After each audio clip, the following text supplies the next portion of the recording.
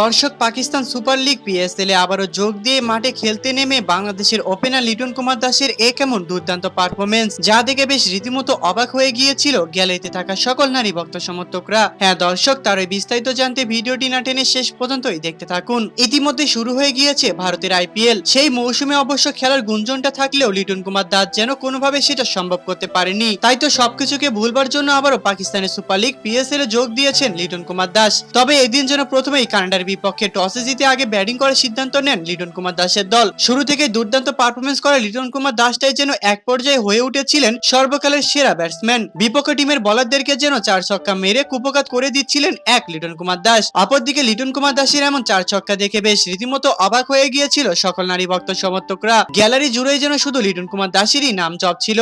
তো দর্শক, 2025-এর আইপিএল এ দলে চান্স না পাওয়া লিটন কুমার দাসটাই যেন এবার পাকিস্তানের সুপার লিগ পিএসএল এ যোগ দিয়েই বাজিমাত করে বসলেন। তাহলে কি শেষমেশ এরকম বাজিমাত দিয়ে আবারও আইপিএল এ চান্স পাবেন লিটন কুমার দাস, নাকি আবারও পড়ে থাকতে হবে তালিকার শীর্ষে? তা আপনাদের কাছে কি মনে হয়? অবশ্যই আমাদেরকে এই বিষয়ে কমেন্ট করে জানাতে একদমই ভুলবেন না। ধন্যবাদ সবাইকে এতক্ষণ আমাদের সাথেই থাকার জন্য। এবং আমাদের ডেসক্রিপশন বক্সে একটি চ্যানেলের লিংক দেওয়া রয়েছে, প্লিজ এটাকে সাবস্ক্রাইব করতে একদমই ভুলবেন না। ধন্যবাদ।